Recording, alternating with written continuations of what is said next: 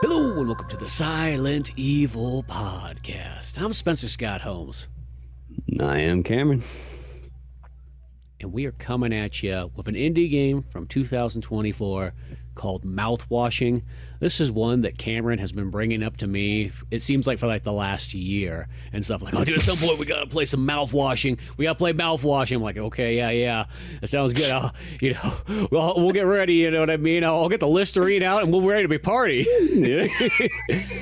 And it's that one that I had it on my wish list. I'm like, okay, I'll pick it up when it goes on sale. And then I missed the sale. I'll pick it up again when we're doing another game or something like that.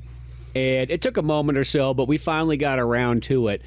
And I will say, in starting this game up, I had no idea what I was getting into. I just knew the title. I couldn't even tell you what type of horror game this was. I didn't know if it was third person.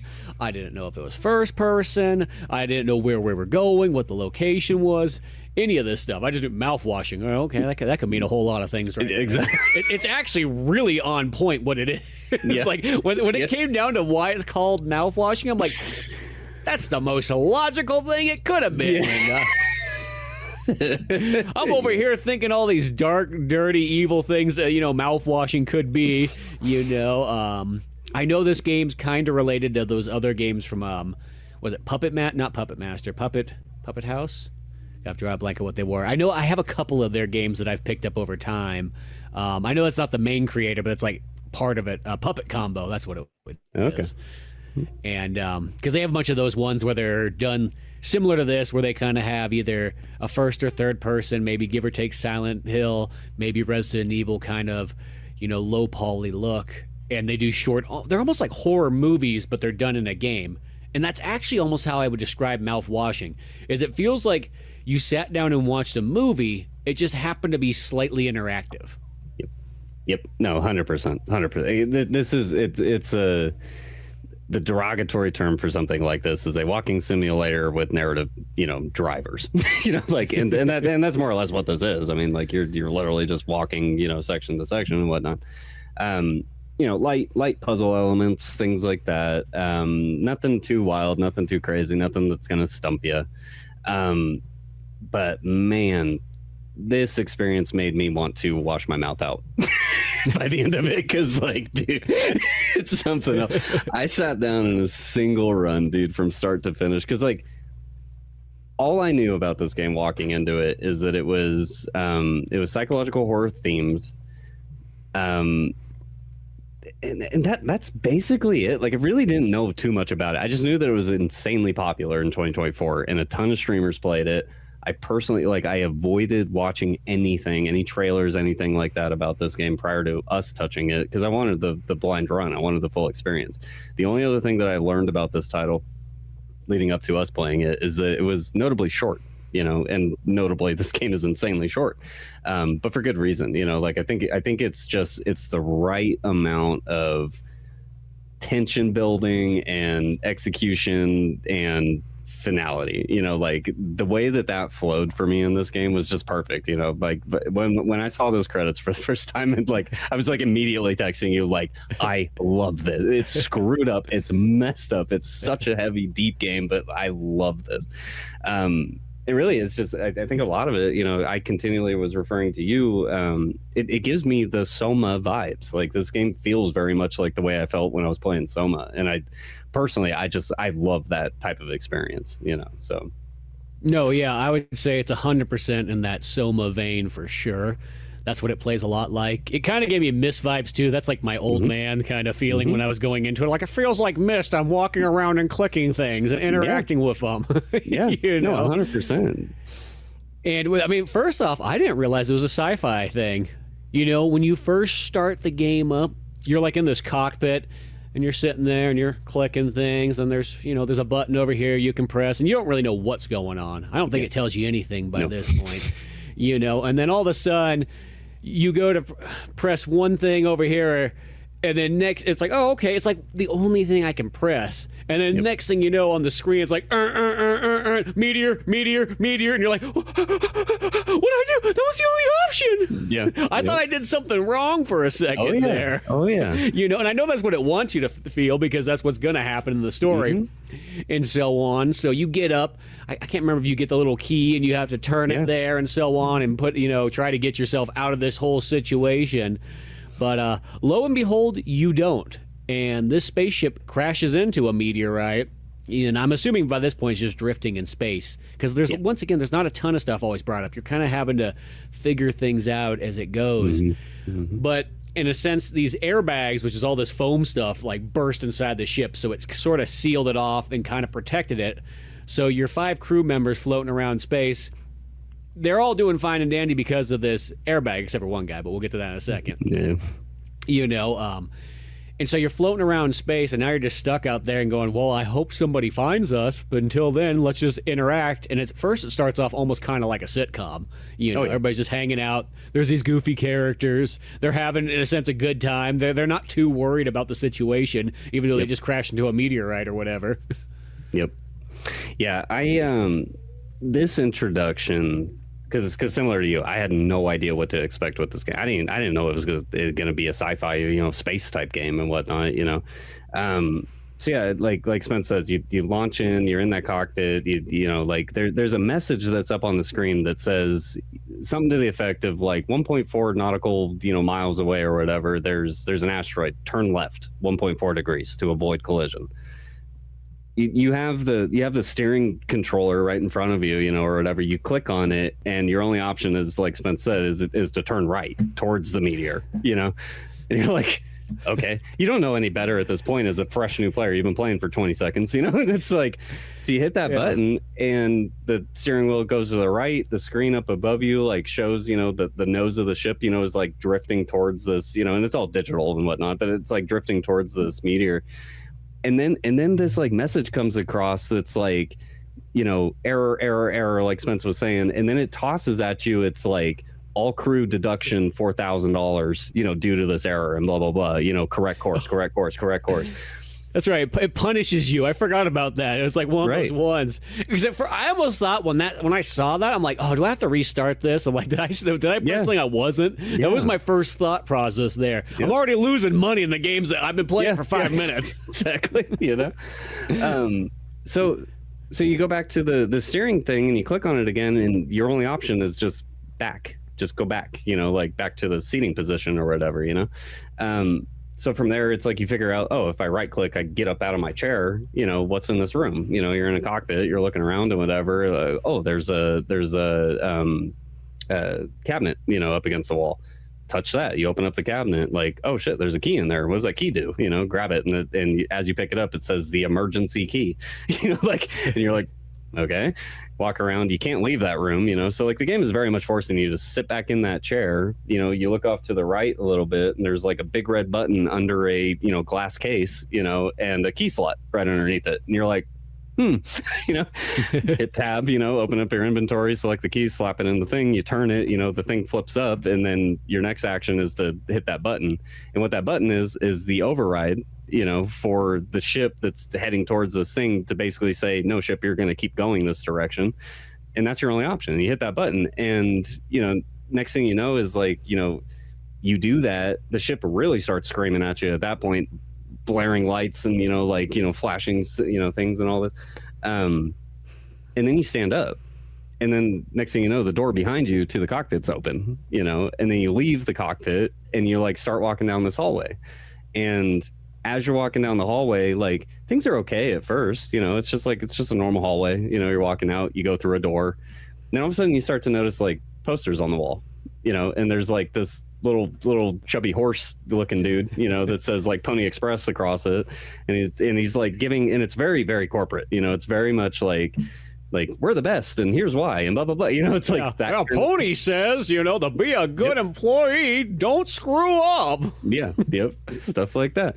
So as you're progressing, you're following down this hallway, and then like as you're progressing, like you go through another door, and there's like more posters on the wall, and you go through another door, and there's like even more posters on the wall, and you're like, what is going on? Like something's really weird here. And then you make it to the end of the hallway, and you hit another door, and then bam, there's like one of those statuettes of the horse figurine is like standing in front of you, and it's like a big like jump scare. It's like, oh god, like what is that? And it and I don't know if you played this through speakers or with headphones on, but if you headphones for me, headphones. It was on the PC, yeah. The way my PC's hooked up is that you're generally always headphones, so. Yeah, so I got that surreal sound, and I will say, because once again, I didn't know what type of game this was, I was kind of going, okay, so is there monsters going to jump out here? What's going on? I'm going down these long hallways. Who am I going to find out here?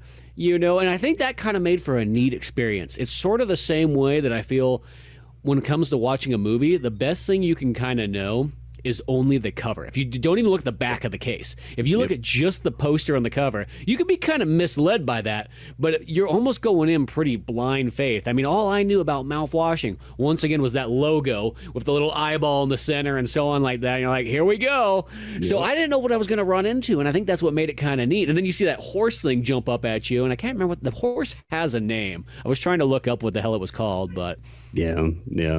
We'll just call him Pony Polly, I think is his name. Yeah. This game's Polly. Swedish, and you do kind of notice it right off the bat that it's not an American game with some of the dialogue. But Polly or whatever it is, that little horse thing comes at you, and you see him throughout time in here, and he can be both a happy creature and a quite frightening creature. Yeah, exactly. I love this whole sequence because you're just going from door to door. The ship is slowly but surely like crumbling around you. Like sparks are starting to fly out of the wall. The lights are starting to flicker and blah, blah, blah, and this, that, and the other. And the audio is just building and building and building. And like tension is just really, really high. And then eventually you basically like run back into another one of those horse figurines based on it's a second jump scare in this section or whatever.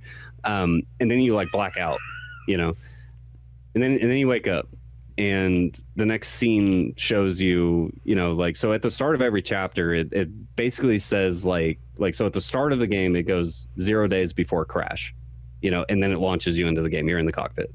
This section goes 2 months after crash, and then you're sitting at a table in the lobby with everybody else, the staff and whatnot, and you're talking about your captain. And how how bad of a way he's in right now, and the character that you're controlling very obviously is like the new leader and whatnot. And they're talking about supplies, they're talking about resources, they're talking about how to survive and this, that, and the other. And then basically you get told to go see the captain more or less at this point, and this is where you come to find where you have a captain. His name is Captain Curly, and when you come across Curly for the first time, he is just he's a mess. He's laying on a gurney in the medical room, and he's missing his arms, he's missing his legs, he's completely bandaged, he can't talk, he can't do anything, and all he has is just this one massive eye. He looks like Two-Face almost in a sense, just sitting there bandaged up. So during your conversations with the folks at the table, literally right before this, it's heavily implied that Curly did this. Curly caused this. You're in the situation you're in because of Curly. So when you make it to that medical staff, you see him on the table and whatnot, and there's the nurse that's in there, and I forgot her name already. Anya. So you go in there, and this will all be relevant later when we do the big unveiling of what's actually going on in this game. But on a second run, Anya's interaction with the character that we're playing as right now, named Jimmy, on a rerun, it's horrifying what you see through her in this conversation. It's horrifying, knowing what I know now, that we'll get to later. But anyways, so she's explaining Curly's condition. She needs help giving him pain meds because she hates the sound of him trying to choke down these pain meds because he has no control of his body whatsoever, other than his just screams, and is very disturbed by that. Please, can you help? Can you help? Can you help? I love how she's disturbed by it. That's the job she is she's the medical person. Yeah. If she was just given that job, I would get it. But it's yeah. Wait, you didn't get this training in school or whatnot? They didn't put you out on the Space Force? Well, and that's Yeah, that's things we'll get to with her, especially, because like I've learned a bit about that character and like who she is and like where she comes from and all that, which is very, very interesting. So anyway, so this introduces you to the mechanic of, okay, you got to go up to Curly. He has no control over his body. You grab the pain meds, you go over to him, you physically open his mouth. It makes us like that. It's like. Yep. Every single time you hear this, like, I can't even do it justice, but like it sticks with you every single time, and he's looking at you the whole time. I know, he's just wide-eyed looking at you and so on like that. He's got that fear that you're going to put something else in his mouth because he can't do anything about it. Yeah, exactly. Exactly. So you give him the pain meds, the screen fades to black, and you literally hear what Anya's talking about. Like he's like literally choking on these pills, just, like doing all these noises. It's creepy, So you finally leave him, and this is where you have like the next conversation with your crew about, well, shit, we're running out of supplies. What do we do? And this is where you start to understand, like, oh, you're part of a. You're part of like you're more or less space truckers, like you're traveling, loads of whatever the hell, is in your cargo bay, from planet to planet, more or less. We're on a 1-year mission, and where this game starts is on like day like it's like 220 or something like that. I forgot the exact date, but you're midway through the trip when all this goes down. So basically, like from there, like we're talking about like, should we open the cargo hold? like we're stuck in space. Probably nobody's going to come to get us. Like we're running out of supplies. What do we do? We should probably open the cargo hold.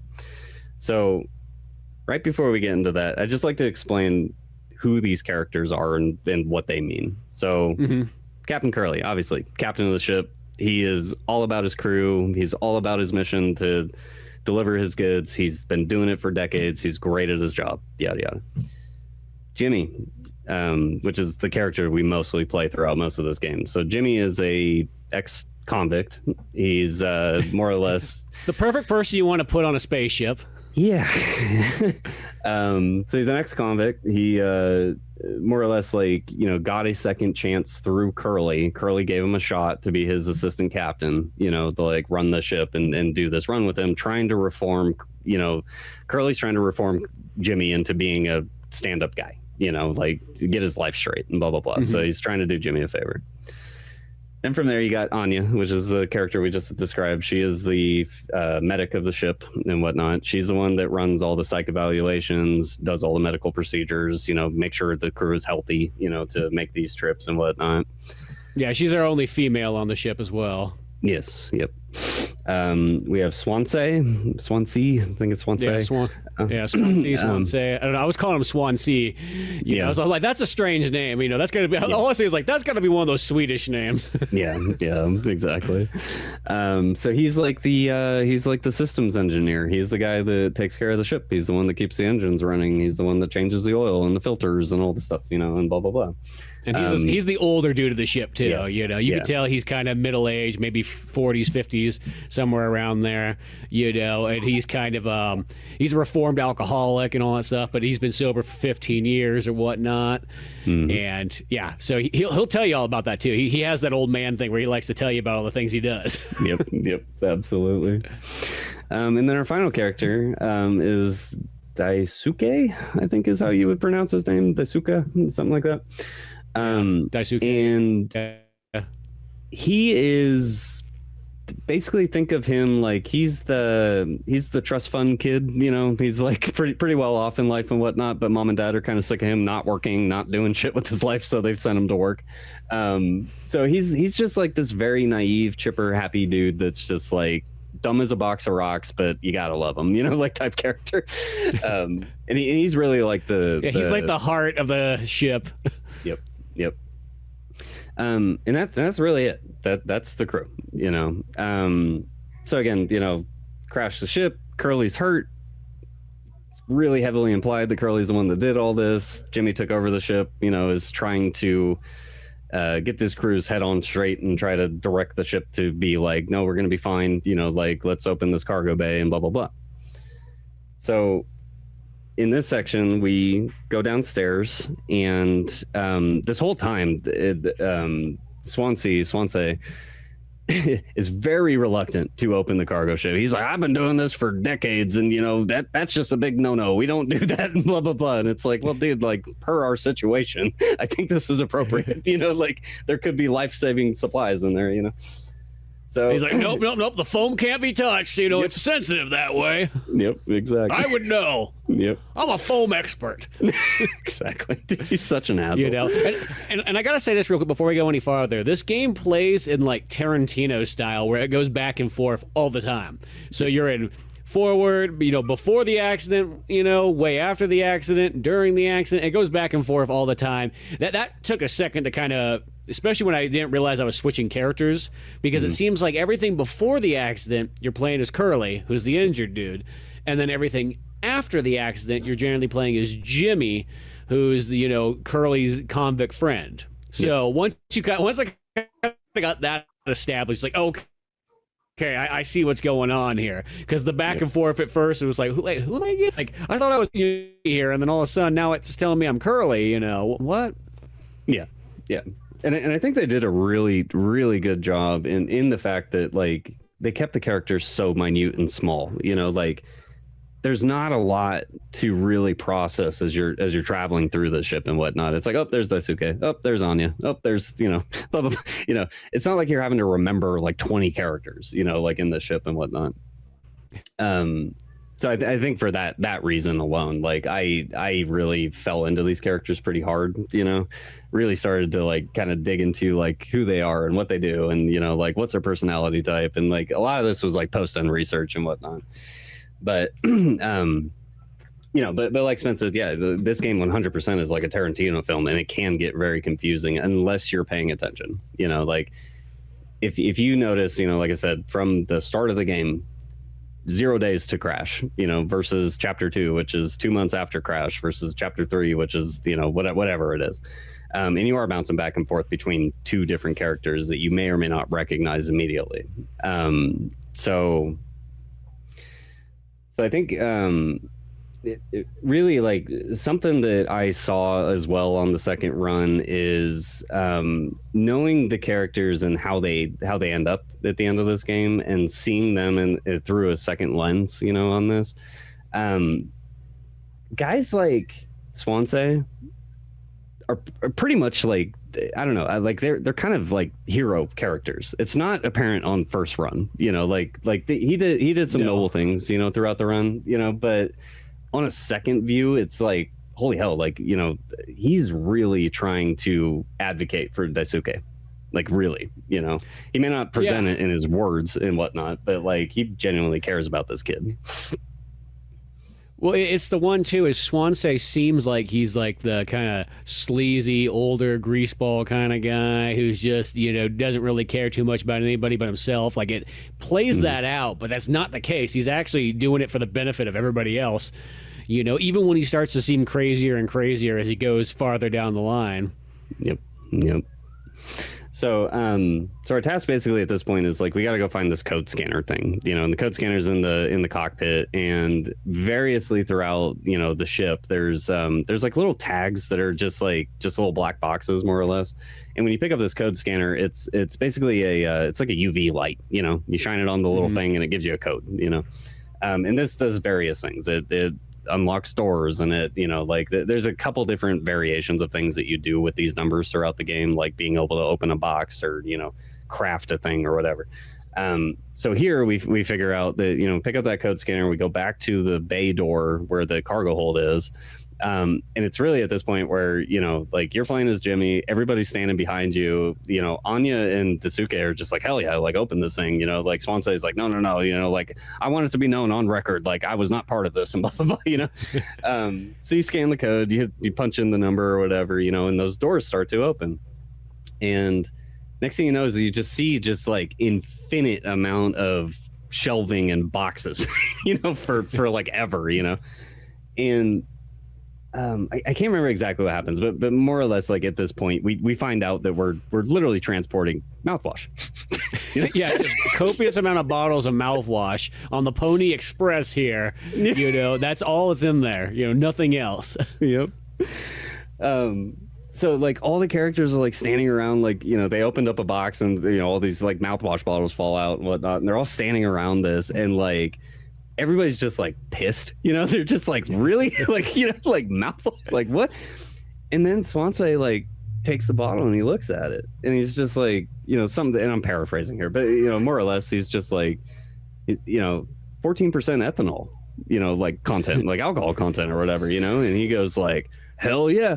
And he like looks over at Daisuke and he's just like, you ever seen a man drink? And just like cracks it open and just starts chugging it down. You know, You're like 15 years sober. You know, this is a good way to pop that sobriety bubble and blah, blah, blah. You ever seen Party Dad? That was me. Exactly. I got sober after it, you know. After that ending, I didn't realize that my daughter was videoing it.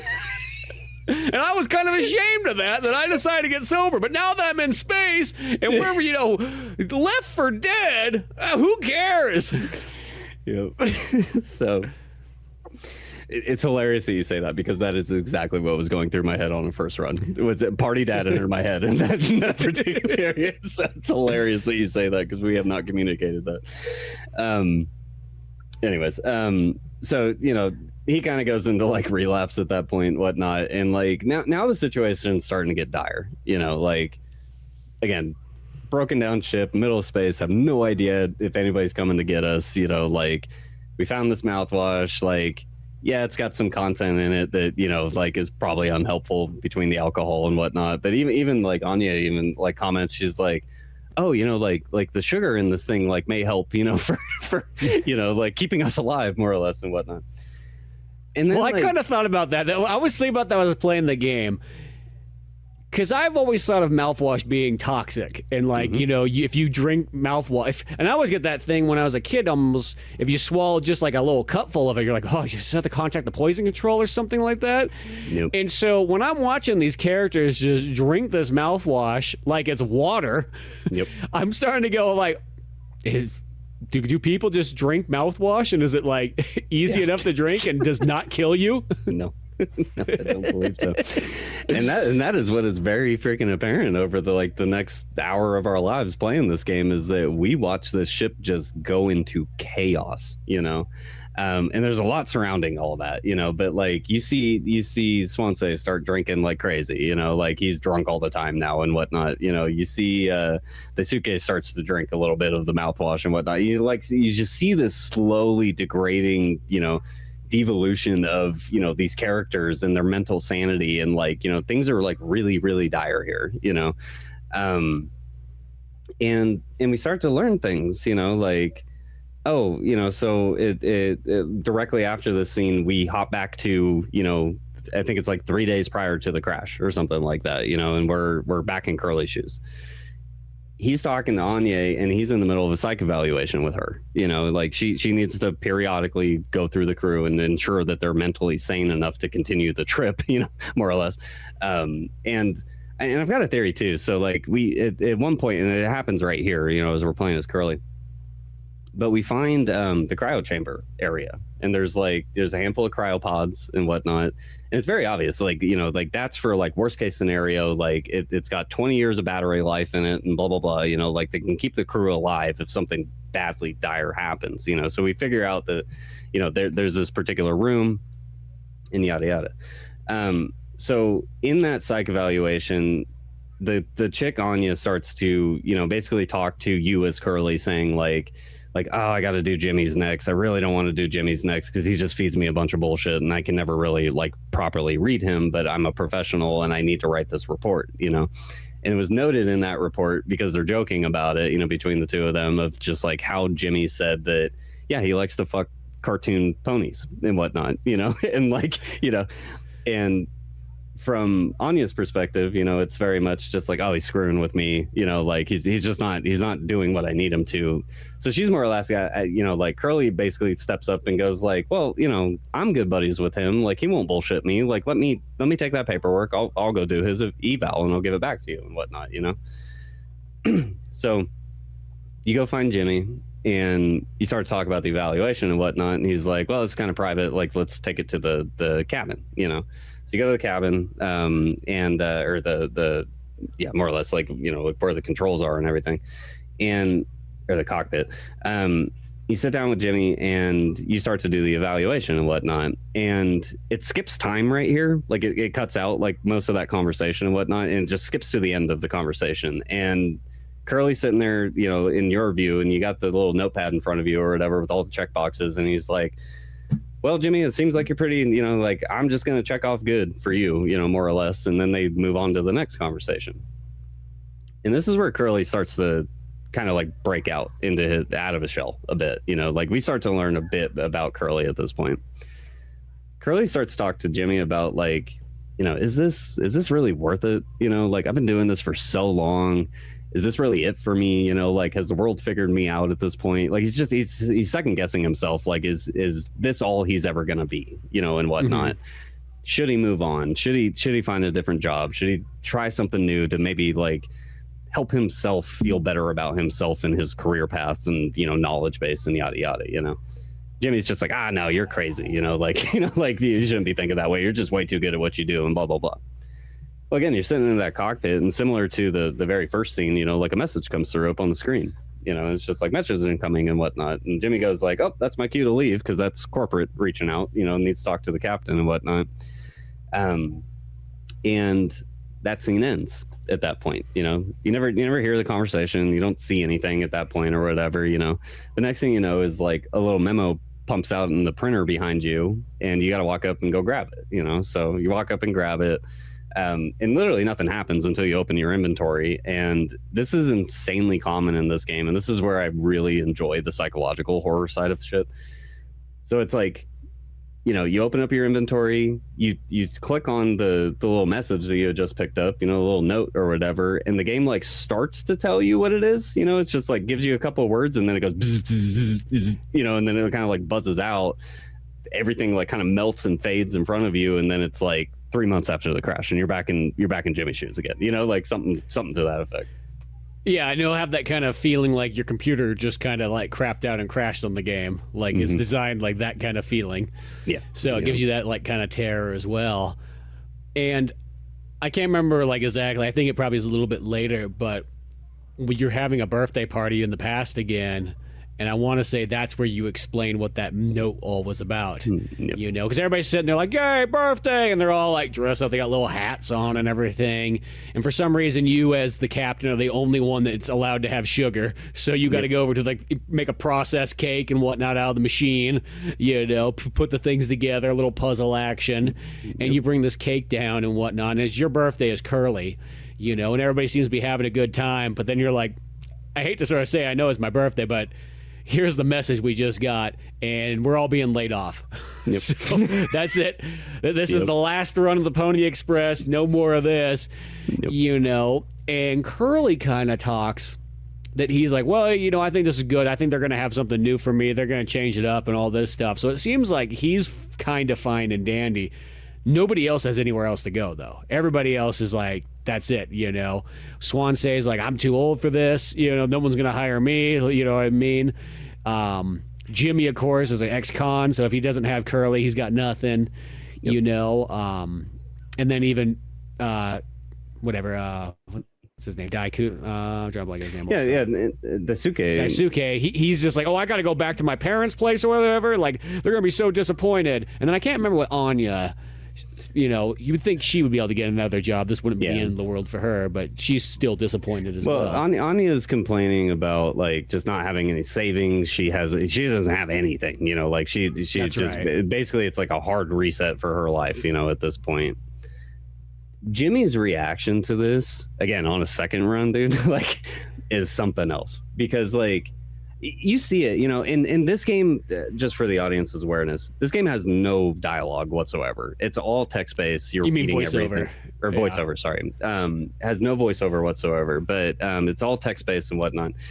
Which, in my personal opinion, I think that makes it better. Because I personally generally don't like video games as much if there is voiceover. There's a time and a place. If it's like Gears of War or Halo, I like that, but... I like these kind of games. Whenever they try to put like voiceover in them, it's like it ruins it because it's like no. The whole point of this game is the reading. It's like a book in a sense. It's like an interactive book, the same way that like an RPG is. I always feel like they're interactive books. You know. Yep. And Jimmy in this scene more or less is just like slams his fist down on the table, like he's just like, what, like, you just told me, that, you're thinking about moving on, how convenient, and blah blah blah, and this, that, and the other. Like, it's just causing a scene, and then Jimmy's basically says like, well, we're stuck with each other for another 3 months anyways, might as well enjoy this cake, go ahead, and then. And this is so visceral, dude. Like, this is insanely visceral based off what happens later, So, like, you're sitting there as Curly. This whole scene's happening in front of you. Everybody's, like, so just, like, don't want to deal with this right now. Because after Jimmy says what he says, I don't know if you clicked around to all the other characters or whatever, but it's literally just ... Yeah. Like nobody wants to say anything. It's just like, oh, shit, Dad's mad at the dinner table type thing, And Which you would have thought... I thought about this.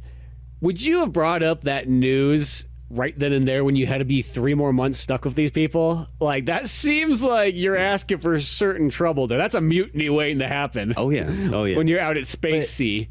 But I think that this very well describes Curly's character. He genuinely cares about these people. He doesn't want them to, like, suffer and things like that. Like, his whole thing is like the safety and stability of the crew. Like, that's his whole shtick.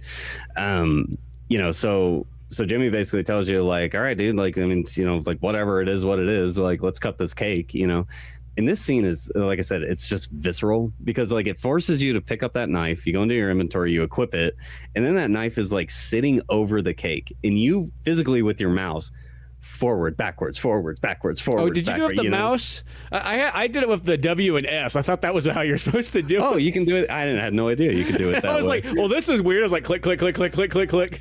Interesting. Okay, so you didn't get that same visceral reaction that I did because, like, that makes more sense though with the mouse because then it feels like you're literally doing it. Like, I thought the W and S was such a. I'm like, that's weird. Why did they make it that button? That's interesting. I had no idea. So from my perspective, yeah, back and forth, and you're just slowly cutting through this cake, like as you're sawing through it and whatnot, and then the scene ends, and it moves on and blah blah blah. So I think, like, the next, like, major point here is probably around the time where, like, Swansea, like, really starts to go off the handle. He's really drinking a lot of mouthwash, like like pretty bad, like to the effect, like, he takes a fire axe and he, like, slams a fire axe into a TV, and whatnot, and, like, while he's doing a dance party. Exactly, because, and again, party that, so he's just dancing there, drinking mouthwash, listening to tunes, just having a good time. Like, you got Anya. She's sitting in the medical ward with Curly. Like, just not having a good time. Like, there is obviously something very, very wrong, that something happened to her. And she just won't say it because, like, she's I don't know. Is it like her character type is just very much just quiet and small and, like, doesn't want to make her presence known too much, and this, that, and the other, and so she kind of reminds me of, like, she has this very, like, Shelley Duvall look, the girl that's in The Shining, also plays Olive Oil in Popeye. I don't know, like, that's what it reminded me of, like, the way that her character was designed and everything like that had that sort of feel and vibe to it. So funny you say that. That is a direct reference to The Shining. If you go into, so I found this out in post research. I haven't personally seen it myself, but apparently, if you go into the med ward, in the back of the room, there's a bookshelf, and there's a bunch of The Shining references back there and whatnot. So this developer was very into The Shining, and that's why she got developed the way she did. That makes sense, yeah, because it has a lot of that psychological horror movie stuff. I even saw just like on, like, the Wikipedia of it said that Shining was, of course, one of its influences, along with Alien and The Thing, and all those Ender's Game or whatever, not Ender's Game, whatever, the one that has Sam Neill in it, but whatever. There's a lot of those space kind of, like, lost and out there. Yeah. Also, what's going on during this period, because, like, to go through chapter to chapter, it's just way too much. But, like, basically what's going on at this point is, again, it's the ship going down. Like, everybody's mental state is just going haywire. Jimmy is very much like, because, again, you're playing as him majority of this game, like, he's very much trying to take control of the situation. And this is where you start to recognize too, like, oh shit, I played as Jimmy at the start of this game. That wasn't Curly, like Curly is not the bad guy here. I'm the bad guy. Jimmy won't accept responsibility. And that is a massive theme of this game because it is presented everywhere.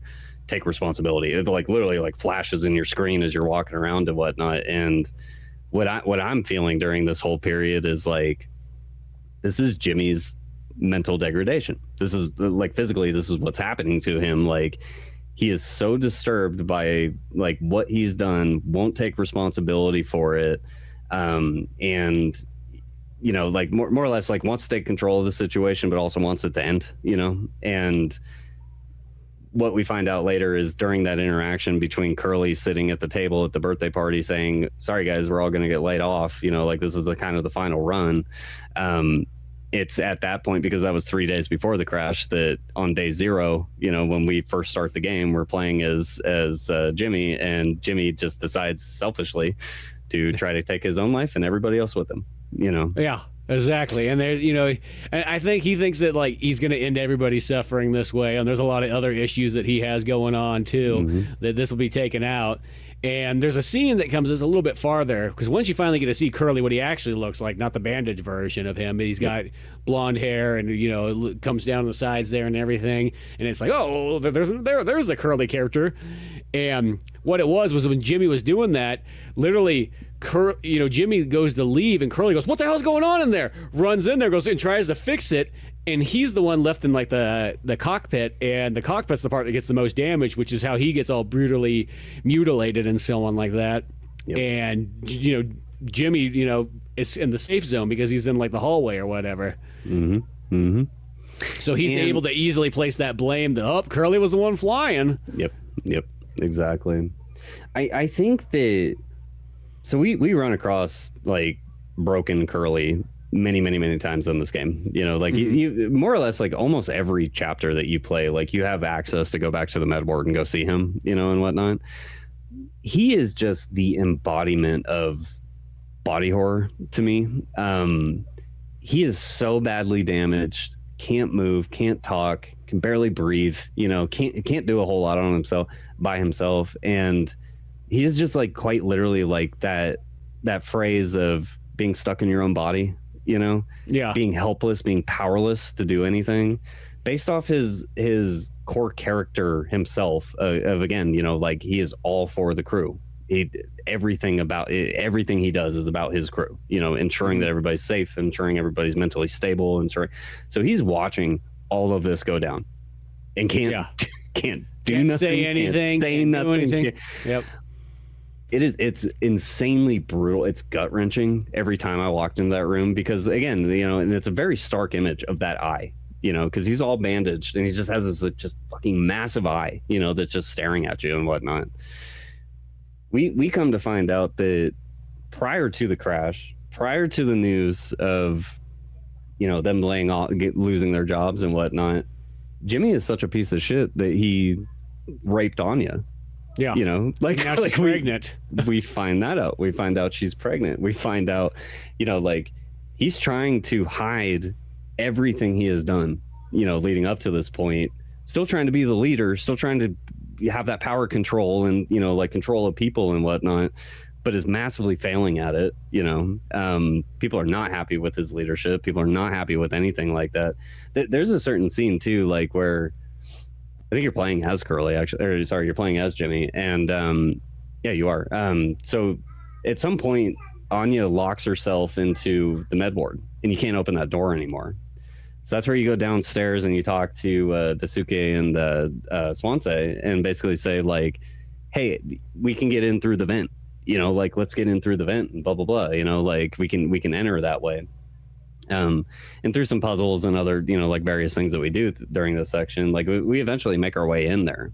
And we got to make that cocktail for Swansea. Yeah. You had to go around and find the sugar. You had to find like the rubbing alcohol and do all this mixture together. Yeah. That's right. Yeah. So the point of this section is that so throughout the whole game, Swansea is very protective of the cryo chamber area. we don't know about the cryo chamber area for a while, you know, until we play as Curly and like go into that area and whatnot. So he's like very protective of this area to begin with. So yeah, Jimmy, as you're playing as Jimmy and Daisuke, come up with a solution because you realize that Anya's stuck in, you know, has locked herself in the med ward, and the only way to get in there is through that vent system and whatnot. So you have to go, you have to go and basically drug and knock out Swansea so you can get access to that room. You know, to get his keys. Yeah, grab his keys, get in the room, you know, go through the vent and whatnot. And this scene, dude, this scene killed me. It's insanely brutal. You open that door and Curly's still sitting there on the he's still sitting there on his gurney, you know, just one eye staring at you. But there's Anya, and at this point, like, we had learned, like, she's pregnant. She got raped. She's, you know, she's in a bad way and whatnot. And she is sitting there on the floor, leaned up against the gurney with her head cocked to the right, and just pills. There's just pills everywhere. She killed herself. She just offed herself, you know. And once again, Curly has to sit here and watch that while not being able to do anything about it. Yep. Knowing what he knows, you know, it gives me the heebie-jeebies, dude. It grosses me out. So you come across that, you know, a little while later, like, Daisuke gets hurt. He's bleeding real bad. You really don't have any. Doesn't he get hurt going through that ventilation shaft? I thought that's how he got hurt. Yeah, he got like caught in the fan because it doesn't show it. I was kind of confused at first how he got hurt. Yeah. And then I kind of realized I was like, oh, that's how it was. He must have got kind of all cut up from, I don't know, the fans or something like that. I've played enough video games that when you go to the ventilation shaft, you got to shut off something at some point or bad things happen. Yeah, exactly. So at this point, Daisuke is super hurt, you know, and like he's like more or less like dying, you know, and like all they can really do is just pour more mouthwash on it and hope he survives it, you know. And Swansea loves Daisuke like a son. Like he really likes that guy. He likes that boy a lot. Oh yeah, yeah. And talk about another just like insanely brutal scene. Before I talk about this though, there's one continuity error that I think probably, like, if this was real life, if this was in reality, like, this is probably what would have happened. Like, there's chambers, there's you know, the cryopods down below. If Daisuke is in this much dire need of medical assistance, why not just throw him in there, save him for a couple months until you can get to safety or whatever, you know, like, and at bare worse, you know, you just throw him in the cryo chamber and he just dies in there over 20 years, you know, when the battery runs out, you know, like. Well, because as I thought, of a 20-year life cycle, somebody is going to pick that ship up, you know, in that amount of time. Yeah. You know, that's definitely enough time there. Yeah, I know, that is kind of an interesting. Well, it seems like Jimmy, though, is saving it for Curly, though. Right. I think that's the kind of thing. Jimmy doesn't want to give it to Daisuke. I think Swansea wants to give it to Daisuke.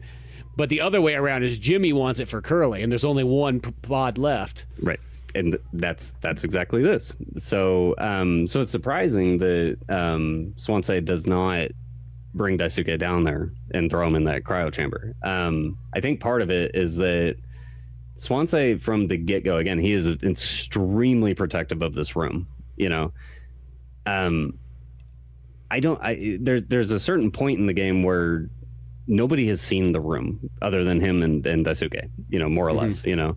Jimmy doesn't know about it. You know, like, Curly knows it's there, but he doesn't, you know, doesn't say anything about it and blah, blah, blah. So this to me is very much like Swansea just, like, especially after the crash, just trying to hide this shit from Jimmy. But at this point, Jimmy knows about it, you know. So anyways, so in the, you know, like, in this scene, you walk up to Daisuke. He's sitting on the, you know, like, basically this little bed sitting on the floor in the middle of the lobby or whatever, you know, and he's just in a bad way. He's just like, you know, he's barely there. He's barely cognizant, you know, like, he's drunk as fuck off mouthwash, you know, and like all this stuff. And I don't remember the exact order of events, but eventually, like, Swansea comes and he's got the fire axe with him, you know, and like Daisuke is like dying, you know, like he's going to die. And Swansea just fucking mercy kills this kid, you know, with the axe. And it's such a brutal scene because you're watching it through a doorway. You're down the hallway. You're in the med ward, basically, as you're walking into the scene at this point. And, you know, Swansea is just like literally on his knees with the axe above his head. And he's speaking, you know, like he's saying words and whatnot, like, more or less like, I'm sorry to do this and blah, blah, blah. It's for the best. and then it's just, just, and then like the audio that they made in that section, the cracking of the bone as it's breaking through, the like noise that comes out of it and whatnot, as the scene fades and it moves into the next scene and whatnot. So good, dude. So good. It's horrifying. Like it's absolutely horrifying. But like the way they pulled this game off, dude, in general is just so fucking good. There's also a section right here too where we learn that there's a gun in the med ward and whatnot. We find a code. It's a 3-digit code with the scanner, and we figure out that it's literally under Curly's gurney, and whatnot. So we got to walk back into that room, and this may be where this happens actually, right before the death of the Suke, maybe. I don't remember exactly, but anyways, we go into the med ward. Anya's laying there on the floor dead, and whatnot. Curly's still alive. We open up this drawer. There's a little, container down there or whatever with a little code lock on it. You spin the code lock to unlock it, and you grab the gun. And then Curly, for the first time that you've ever seen him do anything, outside of just stare at you, he starts laughing. Yeah. Like just because he knows what's about to happen, like the Suke's dead, Anya's dead, It's just Jimmy and Swansea. They're the only two left on this ship, and Swansea he's so out of his mind because of how hopped up he is on alcohol and how emotionally distraught he is from seeing Susuke die and everything like that, he is now at this point too where he's unstable. He's been holding this axe for like the last like week or plus or something like that. He doesn't let it go. Yep. And this is where we devolve even further into this. This is very much like in Jimmy's mind at this point. Like we get brought down to a section of the ship that physically doesn't really exist, and whatnot, but it's all in his head. We're walking around, like this like large scaffolding. And there's a couple like different monsters in this game that are more or less like hide and seek type bosses and whatnot. This particular one's based off audio, so like it itself is invisible unless you have the code scanner out. You can kind of see some of it, here and there and whatnot. I don't know if you got a good look at that thing. Did you ever? I did get a pretty good look at it because the big old horse head comes swooping down and so on out of the top. And just, as I said, you're on this, kind of Metal Gear Solid 2, like scaffolding going around, or even like more like Star Wars, Yeah. And you're running around there. It took me a moment because, you'd just be running and I was like, da, da, da, da, da, da, da, da, da, da, da, and then boom, it restarts you. And it gives you instant kill, game over. The upside, though, is it just restarts you like right where you kind of left off at. Yeah. So it's very fair. It's not like, oh, guess what? You're back 4 days or something like that. Like, you don't lose anything. And when it flashes really quickly when you die, it will give you like almost a hint. Like it says something about the noise. Yep. And it mostly you don't see it the first time because it goes by so fast that like you don't see it there. But by about the second or third time, it's like, noise, okay, I'll walk instead. Yeah. And then the second that you hear the horse head kind of coming, because I turned and looked at it because I died by it a handful of times. Yep. You could see it and it would come right after you. But then if you stopped and didn't make any sound and just waited, it would go back away and then you could continue on down the path. Yep. And you get a visual here too. Again, the monster is invisible unless you're using the code scanner, and even then you can only really see so much of it because it's not a wide view of it. But the visual indicator for you is that this is technically like when we talked about earlier when we opened up the cargo bay and all the boxes and all the scaffolds and all the shit, like we're on top of this essentially, like in Jimmy's mind. And there's just stacks and stacks of boxes all over the place and whatnot. And this horse monster that's running around and whatnot, like is shifting the boxes as it's moving around. So you can kind of see like where it is technically, just based off the movement of the boxes and whatever. This one, like I died to it once. Well, died to it really. I mean, you just kind of like, like Spence said, you just kind of like soft reset. And then I recognized pretty quickly, like, oh, it's audio based. Okay. So walk, if it gets close to you, just stand still for a bit. It'll eventually go away. And this whole time, like we're just heading towards something, off in the distance, and we don't really know what it is. But when we finally get there, it's another horse statue holding a bottle of mouthwash, like. So, anyways, you grab that and you move on. The other there's a second one too where you're stuck in the ventilation shaft, and this one took me a moment to kind of figure out too because there's just like this pile of like little miniature horse figures, and it just looks like a giant centipede thing or something like that crawling through. And it goes really fast, and then it stops, and then it goes really fast. And I remember it being one of those moments where it's just like, dude, because I got hit by it a bunch. I was like, dude, well, what the heck? I went straight, got hit. Went left, got hit. Went right, got hit. And I was just like, well, what direction are you supposed to go? And then I kind of realized after a while, I'm like, oh, if I stay on the far right side of the vent, you can't hit me there. And then I just realized you could just walk that way straight. And it was like, oh, okay. That was kind of a weird way to go about it. But yeah.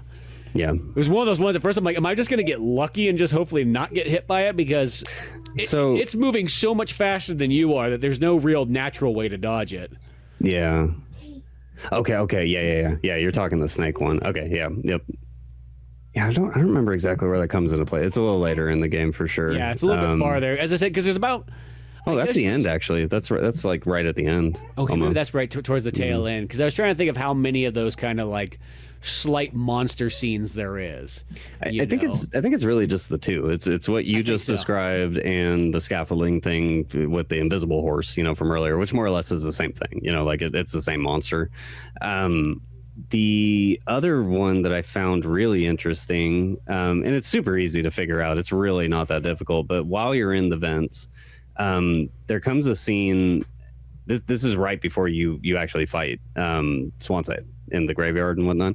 So there's a scene where you're in these vents and whatnot, and you're walking down hallways essentially, and you finally like get to a dead end. And at the end of the hallway, there's like a vent grate in front of you, and there's like a little, like you can tell like there's something on it, but you can't. This game's so low res, like it's hard to see stuff like far away, so you got to get right on top of it to really see it. And it says something to the effect of like, it's like don't turn around or something to that effect, like something like that. So what does my dumbass do first run? I turned around and I died. Well, I want to see what it was. I did the same thing too. And then I realized, just backpedal the whole time. So you just like literally walk backwards, and you won't get hit by it. So I guess that was like a third one there. So there's a few of those moments, I guess. Yeah. I loved. So you see that note, you backpedal. Like another vent on your left pops up, and it's like, oh, better look at that. Backpedal. Look at the one on the right. Backpedal and whatnot. The final one basically says take responsibility. Like there's physical words on there, and that one stays in your cone of view forever, as you're backing up and backing up and backing up. And again, like the way that the developer like really portrays Jimmy's inner mind, because this is inner monologue. This is like inner dialogue within himself at this point of like, I did this, I fucked up, but I don't want to admit it. Like that's kind of like the theme here and whatnot. So we get through this vent section and whatever. We had picked up the gun in the real world, at this point, and this is where we come across good old Swansea yet again. I loved this scene.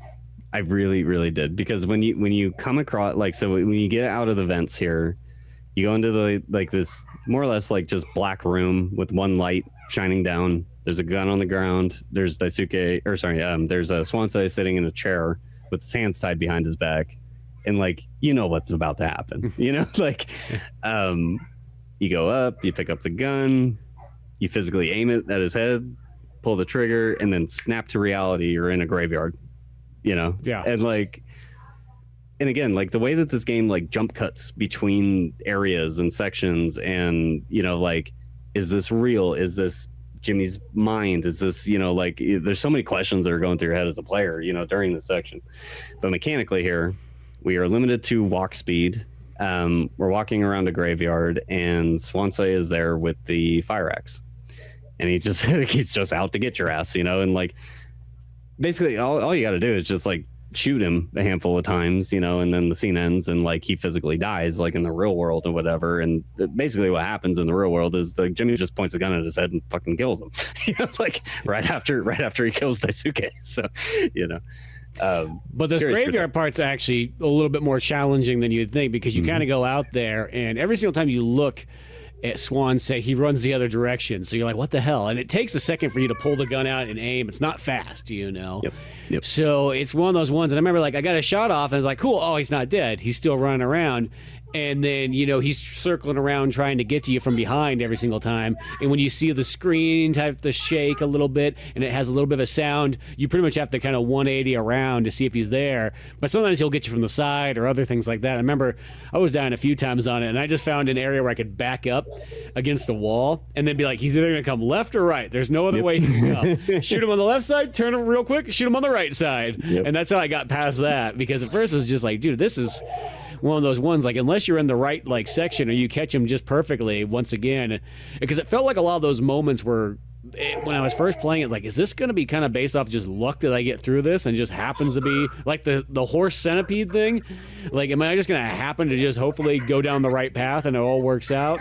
You know, and then lo and behold, you find one little miniature strategy that I don't know if that's necessarily what you're supposed to do, but it worked, you know. And that was the same way I felt with that battle out there in the graveyard or whatnot, is that I found that wall, I was able just to back up against it, and I knew that he was only going to come from two directions, and here we go.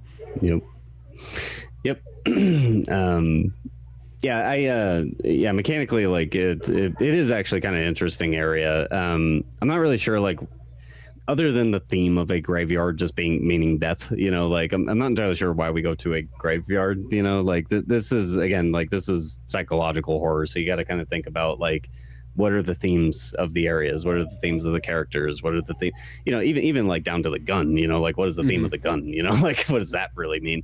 You know, which is so great about these types of games is that, you know, such as our Soma episode, it's our longest episode to date because there's a billion things to talk about because it's all up to player interpretation. And I love that about this, you know. I think that, you know, because at this point, everybody's dead, with the exception of Curly, which might as well be dead, you know. And yeah, he should have been dead a long time ago. I just picture, because they're in such a futuristic space world, that, like, the reason why they're keeping him alive is that they can do something about him once they get him back to Earth or wherever they're going. You know, that's the only, because it felt like if it was any other time period and this wasn't sci-fi, you'd be like, dude, what are you doing keeping this guy alive? You would have put him out a long time ago. But I feel since it is sci-fi, they must have a reason that they can, you know, he could probably get cool, like, cyborg arms and all kinds of stuff once he gets there. Like, it'll all work out for him in the long run, you know. But I think one scene that there is, too, and maybe this is, I can't remember, this might be past the Swansea battle and everything like that, but Jimmy sets up all the bodies to have a birthday party and whatnot, and everybody's dead, and they're just hunched over to whatever position they died in, you know, kind of partially rotten and so on like that, but they got the birthday hats on, so they look happy and jolly. And you go and you pick up Curly and his body, and as you're carrying him, he's looking at you with his one eye peering at you, and you set him down, put a little birthday hat on him and everything like that, but you're not having cake because there is no more cake or anything like that. You literally cut off a piece of Jimmy's leg, eat it, and feed it to him as well. You have all these other dead bodies, but for some reason you go for the one guy that's alive. This dude, this scene, it's I don't know. I'm not even really sure how to describe my thoughts and feelings going through this section, because, like, it's so dark, dude. It's so fucking dark, you know, like, because like Spence said, you see the dead body, like, he's propping him up like little stage puppets and whatnot, you know, and, like, grabbing Curly and dragging his ass out of that med ward and bringing him to the literal dinner table, you know. And again, like I mentioned earlier, there's the scene of Curly cutting the cake and how visceral that felt with the mouse movement and whatnot, because it has you do it again here with Curly's leg. And, like, except once again, I did it with WS again, so I had I had the tactile feel of it. No, not me, dude. My hand had to go back and forth and back and forth, and I'm watching it just slowly cut through this leg, and I just know that Curly is internally just screaming, you know, like, brutal shit. And this was actually kind of like an interesting, like, puzzle element too. So again, like, you kind of go back into, you know, Jimmy's mind after this scene or whatever, you know, and And it's a scene of Curly, and he's like, you know, in his screwed up form, and he's like sitting in a chair, and he's got like all these valves all over him and whatnot, and all these screens surrounding him, like all over the place and whatever. And you're like, you know, you walk up to it, and you like turn a valve, and like, you know, the screen like shows like his organs and whatnot, and things are like physically like moving, you know, like shifting and whatnot. And really what you're trying to do is just like line up his intestines more or less to be able to feed him his own leg, you know, so he could, you know, get it through his body and whatever, you know, and like have some sustenance and whatnot. But again, like Jimmy is so out of his mind and deranged at this point that he's just turning valves, you know. Curly sitting there just like, you know, just not having a good time, you know, having to eat his own leg. It's brutal, dude. Like, well, at first, as the player, you're going like, what the hell am I doing here? So I thought I had this all lined up, and then you realize that the organ pictures are not necessarily like, you have to kind of do a lot of trial and error before you go, okay, that one goes to there, then it goes up, then it goes back down. And there's a TV across the room. We never mentioned this before, but there's a couple times that you come across an old CRT TV and you can flip the dials on it. And they actually put some effort into actually putting a bunch of program on there. You know, I was actually kind of surprised. You know, there's cartoons, there'll be like newsreel things and all this kind of stuff that you can sort of flip through and look at. And I thought it was kind of neat. I was like, I sat there and watched it all. No achievement for it. I thought there was going to be an achievement for watching all the TV, but yeah, no, I did the same. And that's where you see the I think it's just called like Dragon's Breath or something like that, like the mouthwash brand. You know? Yeah, the mouthwash. Yeah, and the mouthwash commercial, dude, is fucking great. It's so out there, but it's so good. You know, like it's just weird. Like this whole game is just weird. But anyways, yeah, so and the other comment too is like if you fail this valve puzzle thing and whatnot, so you're watching the piece of meat, you know, go through all of his organs and stuff, and if it fails, like if it gets stuck somewhere, like he just physically just vomits, you know, like this chunk of meat back out, bunch of cream comes out. You just grab it again, just shove it back in, you know, like after turning some more valves and whatnot. It's just brutal, dude, just brutal. You just set up your incredible machine and see if that puzzle works the next time. You know, but I guess the theory is, because we are kind of getting towards the end here, is that he wants him to have one last meal before he's going to do what he's going to do to him. And I think Jimmy's just one of those ones, like, he can't do it to himself. That would be... I don't think he's strong enough to be able to cut his own leg off and feed Curly that way, you know. So instead, he just goes, well, he's hopped up on painkillers. He's going to get robot legs anyways. It's the future. So I'll feed him himself because the other bodies are all rotten already, you know. And who knows, maybe he has been feeding him parts of the other bodies beforehand. We don't know necessarily. Yeah. And like I said, there's so much left open to player interpretation during all this. And like, We'll get to it. But I highly recommend you play through this a second time just to get that same lens. Like it's just you'll notice all the nuances that are very, very apparent that are there, but you just don't recognize on your first run because you don't know any better, you know. So well, yeah, it's the same thing. It's like, once again, I look at this game like a movie. That's actually what it kind of reminded me of. When I was playing it, I got a lot of those feelings of like, I'm like, dude, this is kind of the new way to do indie cinema, is by video games, in a sense, you know. Even though, granted, this game had a way bigger like credits roster than I thought it was going to have. I was expecting like 5 to 10 people, you know what I mean? I thought it was going to be kind of like Crow Country, where it's like it's one guy and his brother and somebody that did the sound. That was what I was sort of expecting. And then when I saw, I'm like, well, there's like 50 people here, and I don't know if they're just naming everybody to name everybody, you know, like, well, we use this one thing, but we got to name all 25 people that work at that company. I'm not too sure if it's one of those. But when I was doing it, I was like, dude, this really is kind of the new way to do indie cinema, is you do it through video games, because that's kind of what it felt like. You're telling a movie that you got to read and you got to kind of click and interact with, but at the same time you're kind of going through it. I'm like, dude, this is kind of a cool thing. It's one of those things I wouldn't have thought back in the day, you know. You would have felt like, if you looked at this game, be like, there's not really a whole lot of gameplay. I mean, I know Myst doesn't really have as much either. You kind of point and click and, you know, interact with objects as well in that, but you know, lo and behold, we're getting here towards the end, you know, and spoilers alert, but if obviously you've gone this far with it, it's not the same as if you don't see it yourself. There's always something. It's like, you know, somebody can tell you about it, and I feel that gives you a cool, like, oh, that sounds awesome. You got to play it to really see it. But this one does give this thing where Jimmy, he carries Curly, and he brings him down to that cryopod because he's the last one there, and he puts him into the unit. closes it down, and then you're just kind of there. You wait for a while there too, which this game does a good job of giving you moments where like you're kind of there, like, is something gonna happen? Like nothing's happening, but then all of a sudden you see little mist come down. It starts flowing in. Icicles start building up on like the wall. You're because now you're actually playing as Curly once more. Jimmy brought you in here, but now you're back in Curly's head, and you're just you can see your arm below that's like missing its hand and everything, and right as it starts to freeze up, you hear a gunshot go off, and Jimmy kills himself, and leaves you in the pod. Which I assume the thing is even though Curly knows everything that's going on, and I think Jimmy's kind of accepted that, but if he takes himself out, he doesn't have to deal with it. Yeah. Yep. So there's that, and since Curly is his best friend, he wants him to live. He still wants him to. He knows he messed up. He knows he's crashed into a meteorite. He knows he's done a bunch of terrible things, especially to Anya and all kinds of stuff, and killed everybody else practically on here, that he's going to at least let Curly make it, because I know for a fact somebody's going to, in 20 years, somebody's going to find you, unless it's a very dystopian, future.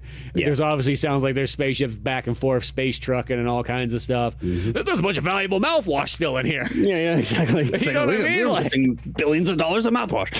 Yeah, that's for a whole plan to feed, even if they did drink 1/8 of it. Yep. Yeah, Yeah, this is when I mentioned earlier about this gave me the Soma vibes. This scene in particular, dude. The end of Soma is you're sitting there going, Catherine. Why am I not on that ship? I'm stuck on the bottom of the ocean. Everything's fading. I'm bleeding into darkness. Oh, you are on that ship, but a copy. Right. And that's exactly what is happening here. It's not the copy thing or whatever, but Curly knows a lot. He's seen everything. He's been powerless to do anything this entire time. He gets thrown into a cryo chamber.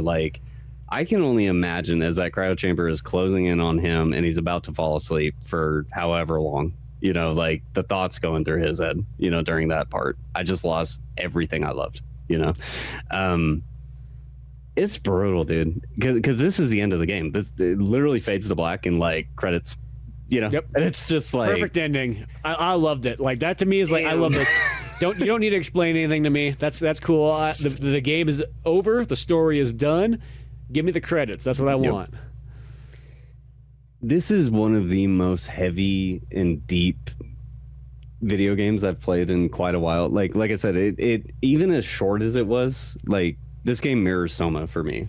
Yeah, in terms of theme, in terms of tone, in terms of storytelling. It is just something else. To the point, I wanted to go play it again, and I did. And again, so now that we have kind of the context of the game, I think this is where we kind of move on to achievements. I think that we can kind of think a little more deeply about some of those interactions on a second run, and what they really mean and what they portray. Mm-hmm. I'll just start with that again. Anya's interaction when you are playing as Curly, going to her for the first time in the video game, and she's talking about Jimmy, and throughout her dialogue, she's avoiding and not wanting to deal with, and there's something wrong. It's very, very apparent there's something wrong with the relationship between Jimmy and Anya that we find out later is that he fucking cornered her, he raped her, all that. That was insanely brutal. Seeing things some of the foreshadowing that we see, really recurrent in Jimmy's campaign as you're playing as him is horses in general, and this goes back to the psych evaluation that he had where he's I fuck cartoon horses and blah blah blah in my free time and yada yada. The reason why I feel anyways, the reason why we see so much imagery of horses in this game, not only is it that we're on the Pony Express and blah, blah, blah, that version of it, but the mascot, the invisible monster that chases him around, the, all those types of things, the random horse noises that you hear as you're walking around, it's very obvious, he's in some state of psychosis, where he's just out of his fucking mind. And I think that's he's relaying his sexual deviancy against Anya to the horse, more or less. And I can see that. that's the way that I felt about his, especially on the second run. I'm like, I can see that theme. Okay. He's tying that in his own head, that I did something bad and here's the monster that's coming out of it, and whatever, so saw a lot of that. I think that, again, we covered it already, but Swansea's like whole hard ass, I'm the old guy, fuck you, like I only care about myself, but like the amount of sacrifice that he made for Daisuke throughout the totality of this experience, leading to the brutal mercy killing of Daisuke, is just, it's heartbreaking. It's like, it's so sad, Well, it's true, because I said he loves him like a child, in a sense. Like, that's like his adopted kid, Daisuke in general is just like, he's just the young, dumb, naive kid, that just didn't know any better. Like he trusts everybody. He's the happy-go-lucky kid and whatnot. And a massive central theme about all of this is, again, it's Jimmy's lack of responsibility, lack of care, lack of blah blah blah, because Jimmy is quite literally he is the result of he is the catalyst of all of this as a result. He killed everybody based off his incompetence, and self. Well, he tried to kill him once and it didn't work, and then he has to technically go and kill everybody else again, but this time not from a physical explosion with a meteorite, but he's going to either physically or emotionally kill all these other people. Yep. It's insanely. This game has sat with me. I completed it like 3 nights ago, whatever. Replayed it again a bit last night. Went and did the 100% achievement run, which is very easy, by the way, and we'll get to that. But this game is like, it sat on my shoulders for the last few days, and it's just such a fucked up story. It's such a messed up, like, just dark, disgusting, like it portrays like the worst qualities of humans, and what they're capable of, just through action, and whatnot. I really, really, really enjoyed this. I think that, like even like, I still love Soma more than this because there's a hell of a lot more game to that, like there's a lot more story to be told, and it's a lot more fleshed out. But I think that this could easily sit at the same tier, alongside that game in my mind. It's just like, I look forward to this. Like, I hope in 2 years I like remember that I have this and go back and go retouch on that experience, because it's that good. So yeah, no, it is a very neat one. I did definitely thoroughly enjoy the experience going through it, the storytelling, the cabin fever, trapped in space, voyage, and just the funny characters that suddenly become darker and more interesting as the time goes on with them, as you're going back and forth between, before the crash and after the crash. There's a lot to definitely take in it for just a 2 hour and 20-minute game or so, give or take, at the end of the day, and I think in my playthrough I ended up with 4 achievements or whatever in that run. Then I noticed like a lot of the achievements were like you had to collect the people's ID cards, and for some reason I only found one of them, I think, in my first playthrough. And then there's some other things like that which doesn't seem like it's the hardest thing to kind of go back and get. And I feel like if you're one of those people that looks at it, I don't generally look at the achievements as I play a game for the first time. I know some people they pull the achievements out before they even get to like the levels, and they want to know that they can get them right then and there. But I always feel like that seems like it's just going to spoil something. That's why I'm always kind of afraid of.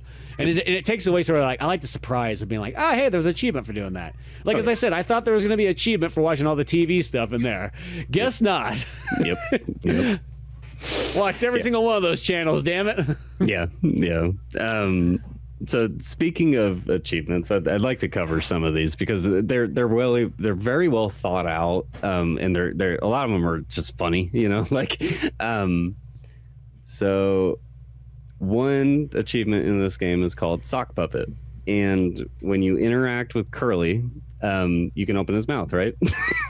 Well, you can open, close his mouth, and you get an achievement for that. So, that's called Sock Puppet. So the first achievement I got was start mouthwashing, which is you just start the game basically. You get an achievement for it. I found which I love how it's not 100% people have that. Oh, I know. It's like 97 point something percent. Because doesn't that mean it's not that you just bought the game? Doesn't that mean you have to physically start the game and go at least to the main menu? Yep. You have to have like 0.1 hours for that to clock. I think something like that. So, So I started mouthwashing. I found Anya's card, which is in the very first scene when you grab the emergency key or whatever in that scene. Anya's card's down there. And then I got the finished mouthwashing achievement. So I got 3 on my first run. I want to say I got Jimmy's card was the one that I got for some reason. Okay. Real dumb achievement. There's a developer console in this game. You set the tilde key, opens up the console. It's another achievement.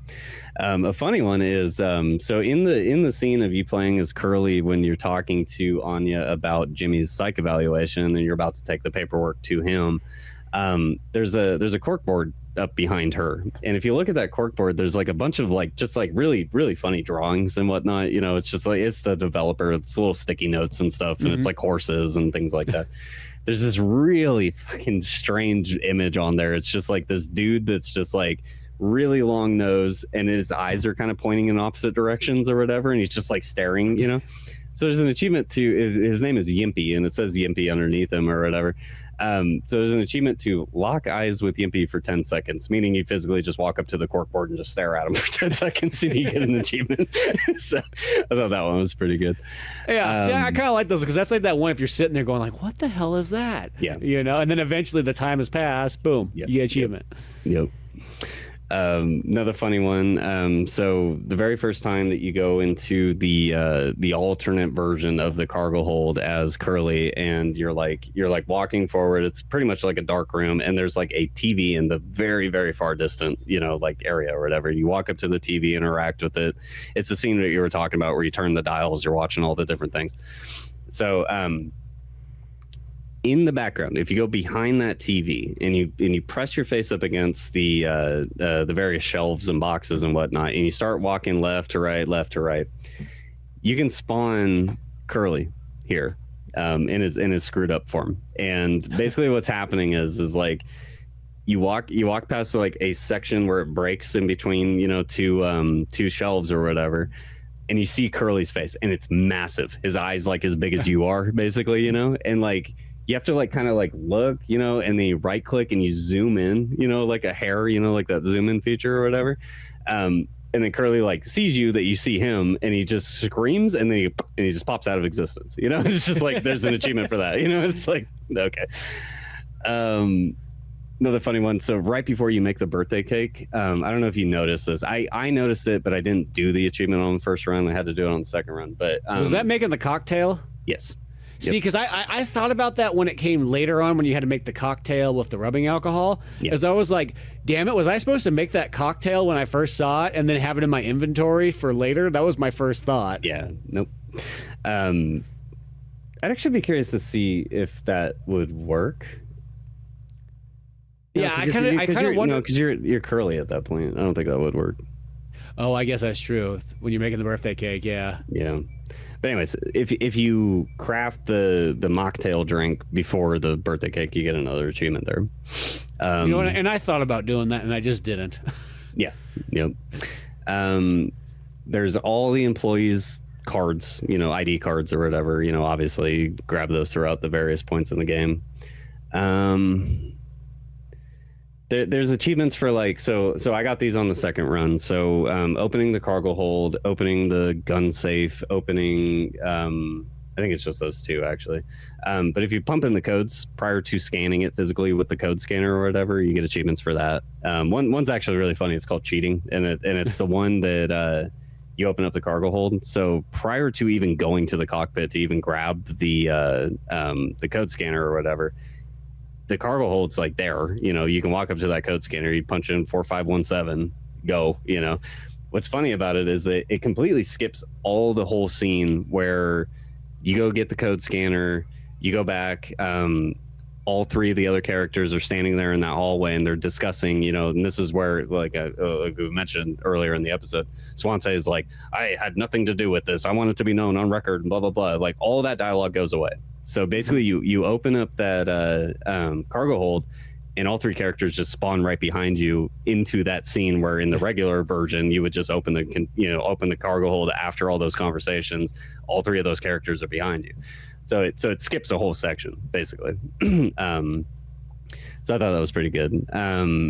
There's a section where it's in one of Jimmy's scenes, but there's a bottle of mouthwash that's interactable that you can grab or whatever. You just have to drink it. The game physically won't let you drink it, but more or less it gives you the achievement anyways, because you have to use it for the mocktail for, what's his face.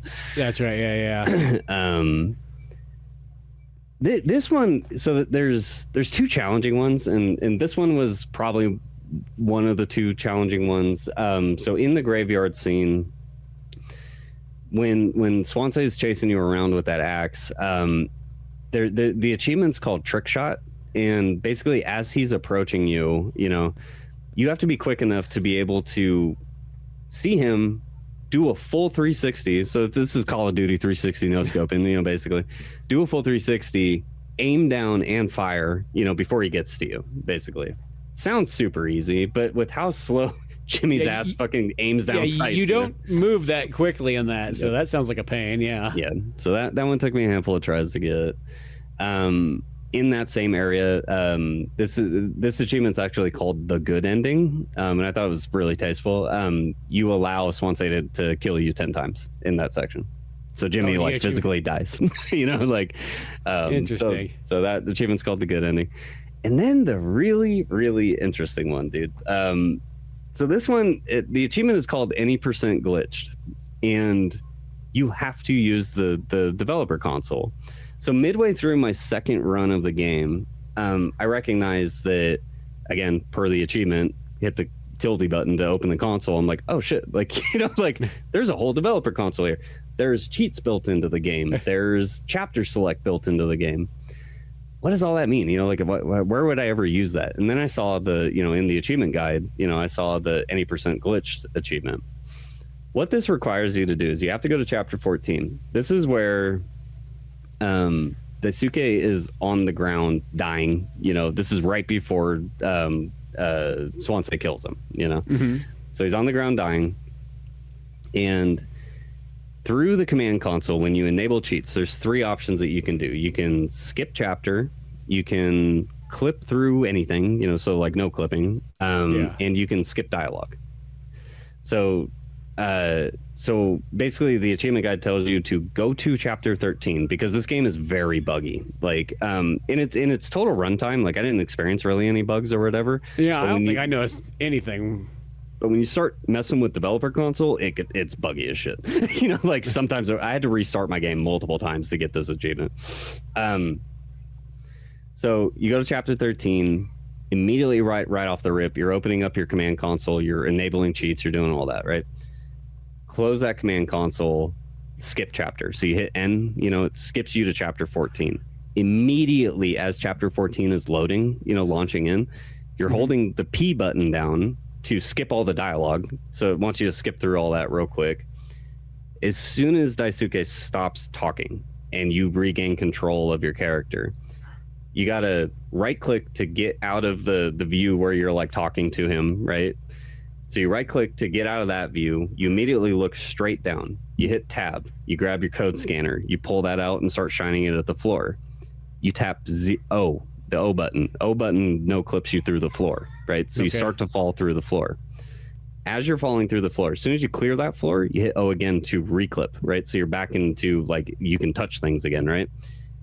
You don't hold forward, back, left, right, nothing. You literally just hold shift. And what this does is it causes momentum. So you're sprinting as you're falling, so you're causing momentum. Where this drops you down into is there's a scene where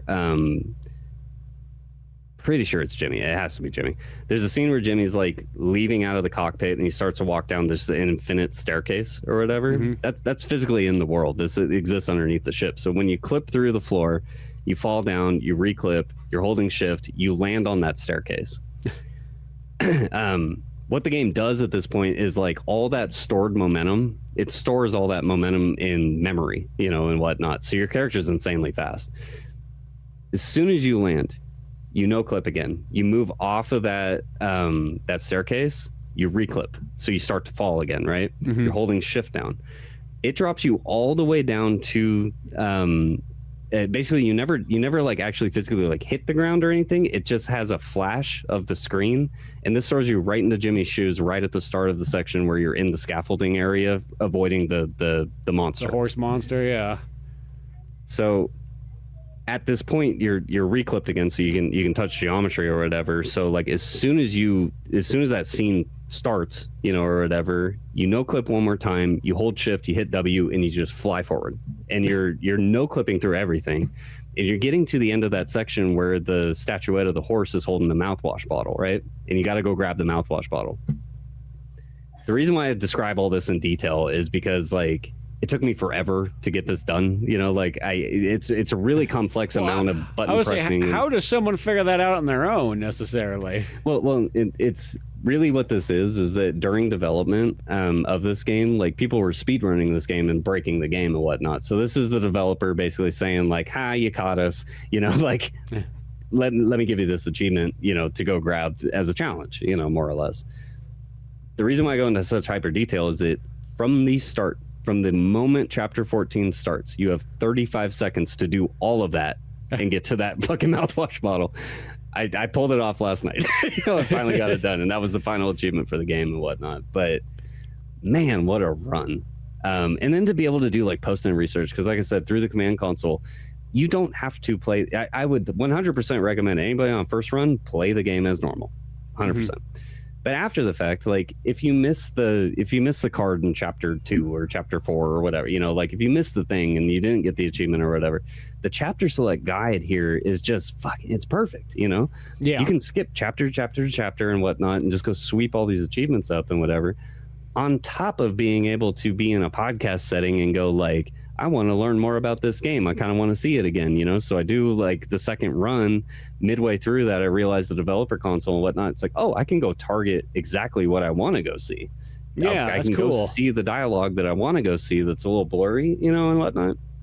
So it's wonderful, you know, like, so between the achievements, I think it's graphic design is great. You know, it's all lo-fi stuff. You know, like no, it looks really cool. It just has that. It has that. It just might be. I keep mentioning Myst because it does just kind of. It'd be a little bit farther ahead than that, but it just reminds me of like an old PC game where you just kind of point and click and walk around and look at things. Like that's 100% what it comes across as. They always say PlayStation 1. I feel like it feels more like a PC game of like, you know, like 1995 more than anything else. Yep. So I caught this in some post-in research too, just watching some YouTube videos or whatever. So like this game is like insanely modifiable. Like you can mod the shit out of this game and whatnot. So a lot of people went in and just like removed all those filters and whatnot. The game actually looks really fucking good when it's like properly and it's right in like a good resolution, and you know, like it's very it looks like graphic design. A lot of the, like, you know, the character models and things like that, it's like very graphic art, you know, stylized and whatever. Well, that's kind of the weird thing about a lot of like modern indie games is that to achieve the retro look, they don't design things in, you know, low polygons. No, they just literally take like a normal, you know, Unity or Unreal Engine, and then they just like, you know, literally lower the quality with filters. It's a strange concept when you think about it. Oh yeah. You know, you think you would just go back and just do it old school, but nobody does it that way. Yeah. Yeah, exactly. You know. So yeah, I think that all that is like wonderful, and this is really funny too. So with the clarity of turning off all the filters and whatnot, you know, there's a lot of screens in this game. There's a lot of text that's like really hard to read because it's shifting and moving, and you know, it's low poly as is and whatnot, bro. Like in the cockpit, like there's a little green screen right in front of you or whatever, and it's nearly impossible in the game to read what it's actually saying. Like I could pick out a word or two, but like really outside of that, it really isn't anything.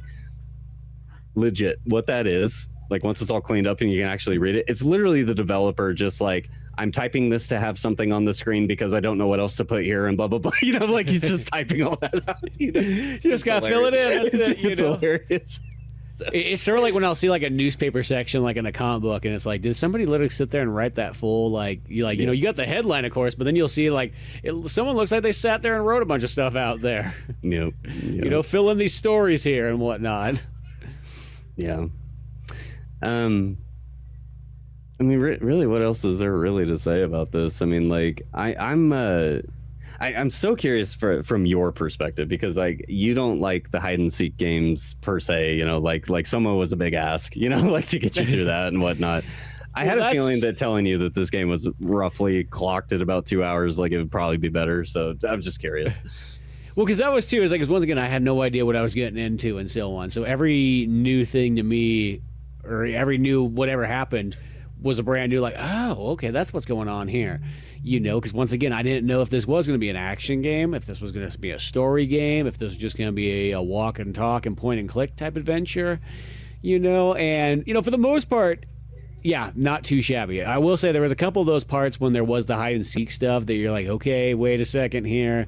Is this going to be kind of goofy, or is this just going to be here to make me kind of angry? Mm-hmm. And granted, they are pretty forgiving, and the fact is, once you kind of figure out what it is, and the fact that it does give you little hints each time you die, does kind of help out, For the most part, I thought it played pretty solid and everything like that, too. I liked the story and everything there, I thought it was an interesting concept. And as I said, my biggest take-home thing is it just reminded me, like, that this was a cool way that if you want to make indie film, like, this was a great viable, like, other option, and probably the better modern option, really, at the end of the day. And this comes from somebody who really loves movies and so on like that. But I look at this, I go, this seems a lot more plausible if you want to tell, like, a 2 hour long movie. Well, you could tell it in video game form, and it kind of gives you a little bit more different things you can do and interact with and so on. And other than the fact that this game had a huge roster of people on the credits, which I'm still really confused about that part. Yeah. The cool thing is that we all know there's a lot of those games out there where it is only made by a couple of people, Yep. This game 100% makes me pay attention to this developer in particular. There's another title that they have. Hold on, let me pull it real quick. It's some kind of, I don't really know how to describe it, because similar to this title, it's like it's so out there. It kind of looks like a Cthulhu-esque style, like, fishing game, or something. It sounds interesting, like I'm not even sure if it's out yet. I don't think it is, but anyways, yeah, Wrong Organ. I've got them pinned on my Steam account now, just for notifications and news and whatnot. I think that this title was just as fucked up as it was. Man, it's a good ride. It's a dark and scary and decrepit ride, but Jesus Christ, like it's thought provoking. Yeah. Existentialism to me is probably one of the most horrific things in this world, and this game nails it. So yeah, well, just getting that old trapped on a spaceship, and hopefully hoping that everybody stays sane for the next 6 months that you're out there. Yep. And it seems like they never do. Nobody just like holes up and just says, let's just kick back and play video games and eat out of this food dispenser machine until the end of time. Yep. But no, I think, as I said, it's a cool story. It hits a lot of elements. As I said, it starts off almost like a sitcom, a weird, creepy sitcom, but like it has that, and then it just gets darker and stranger, and you got your characters and just the interesting setup of everything. Yep. Yeah, I thought it was a very neat one, and I would like to see more of these guys do. I know that they kind of teamed up with a handful of other companies, but for the fact that it seems kind of like it's the first of the Swedish divisions games, the core people that put it together. Yep. So that's a pretty good one right out of the gate, if that's the game you start off with. And I think that's another thing too, is, as I said, I mentioned the movie thing, but the fact is that when I see a lot of these games that don't have to be, because you always think that if you have to make a video game, well, I'm gonna have to at least make it 6 hours at the minimum, somewhere between that 6 to 12 hour mark. And it's the thing, it's like, nah, you can make a 2 hour long game. That's cool. You know what I mean? That's fine. As long as you don't charge like $30 for it, then nobody's going to complain. If you keep it that nice price of a give or take $10, yeah, you can do a 2 hour adventure easily. And there's nothing wrong with that. There's something to be said about the short game where it's all killer, no filler. You know, you don't get that point where you're like, the game was great, but then it drug on for that last 4 hours or so. Like this one's like, by the time it's said and done, you're like, perfect. You know, don't need any more. It's just the exact right amount. Yeah, no, I did not feel that this game overstayed or understayed its welcome whatsoever. I think that the pacing, the chapter to chapter, the Tarantino-esque style that this is written in, again, like, I mean, it prompted me. You can 100% do this whole game, get the totality out of the experience in one run. 100%, you totally can. But I think it is insanely more impactful on a second run. You know, which prompted me to have a second run. So I now have the 100%, achievement on Steam for this title at 4.5 hours. You got like that, less than like most video games. So that's always cool, you know. But yeah, you can check this bad boy out on Steam. I think it's also on consoles as well too. You know, I saw that pop up on Wikipedia. That I don't know if it's maybe out yet, but it should be out on Nintendo, PlayStation, and Xbox. You know, even though it does feel like it's more of a mouse and keyboard type of game, you could easily play this with a controller. I don't think it'd be too odd. Yeah, no, it's PS5, Xbox, Nintendo Switch, everything. Yep, it's out there. Yeah, so that's cool that it's out there like that. But yeah, check out Mouthwashing, not watching. You know, well, you do a lot of weird mouth watching in this game too. Yeah, you do. You open up Curly's mouth and stuff. But check this bad boy out. Well worth the experience. Something kind of different, but at the same time, extremely interesting. Yes, absolutely. But beyond all that, you can always check out more Silent Evil podcasts, along with Old Man Orange and the Via VHS on YouTube and Spotify. Till then, I'm Spencer Scott Holmes. And I am Cameron, and I hope this hurts. Oh, it will. Oh, it will. You'll recognize the reference, audience, if you play the game. Yeah, you'll get the achievement right off the bat. I think that's what the first achievement was called. Yep. Till then, we are out of here.